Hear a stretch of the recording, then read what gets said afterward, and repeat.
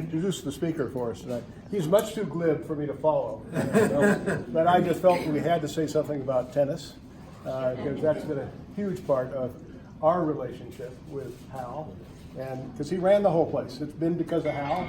I haven't played tennis since he stopped a year and a half ago. I haven't played tennis because he was key to the whole development, and he's for a long time. This guy can fill you in on the long time. I don't know anybody. Some of you probably know Don Wilson. He's been around the ranch for a long time. Has a place out at Camp Sherman.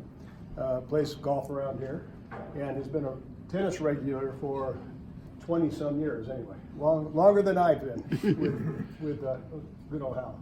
And I turn it over to you. All right. Well, I just have a.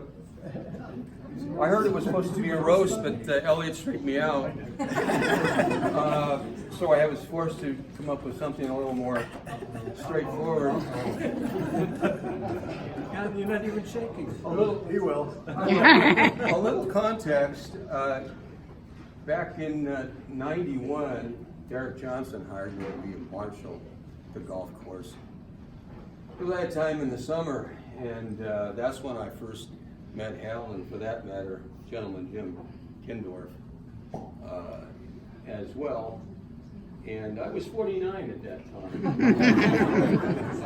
You're old now. Yeah, You're old now. I remember meeting Hal on the course through Jim, and he offered to have me join them. And Hal, I don't know how, well, probably about the same age he is today. Yeah. Anyway, he just was an old guy in a funny Davis Cup hat and a knit striped brown shirt with pants that didn't match, which I think was one of his only 2 tennis shirts. Don't laugh. Elliot had a pair of red shorts that I only saw him wear every single time for about 9 years. Come to the pickleball court. Do you have any other shirts? Are you still wearing those? Still wearing. Oh my God. Anyway, he was a hell of a competitor, Hal was, and a great tennis player. And yeah, I think you and your partner Nick's doubles kind of won everything in Bend. And Diane and I did it one time. Diane, yeah, one time. Well, that We only played one time. Wouldn't let him back. anyway. I just wrote a few remarks because I was forced to be genuine and sincere, I guess, for a moment or two. Absolutely. Give it a try. So, anyway, I wrote some things down so I would not forget. In the annals of BBR history, I think it may be noted, it was, at least among the summer residents, that there was a man that lived here who was a man for all seasons. This man, Hal, was worldly in all matters of substance. He was quietly confident of his intellect. He was a master of his surround. He became renowned for his graciously laconic charm and his clever wit, not to mention his cross-court backhand. A measure of his free spirit and his mental balance was the fact that he lived on a beautiful golf course yet resisted her temptations for all the years that he was here.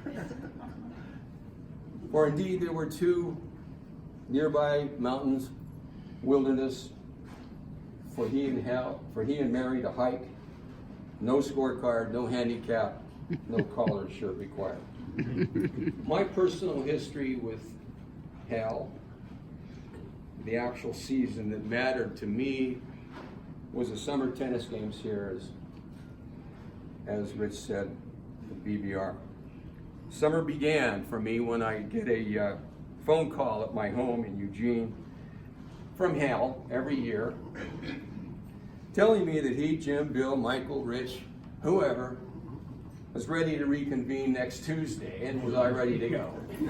Be there at 9 o'clock, don't be late. I'm in Eugene. I live in Eugene. We did 10 o'clock right now, Yes, just for you. I would drive up in the morning for 9 o'clock. 26 years. 26 years, Hal. It's amazing. Amazing. I can't believe it. Which is why I'm here. 26 years of summertime tennis and friendships. You were our reliable spiritual leader. It is not easy for me to sum up. I'll remember it as a gestalt of treasured memories, wherein the whole of them will always be more than the summer of its parts. What's Gestalt? Go well, stay well, Mary and Jim.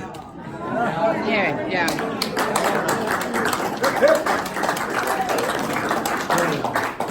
Very good. So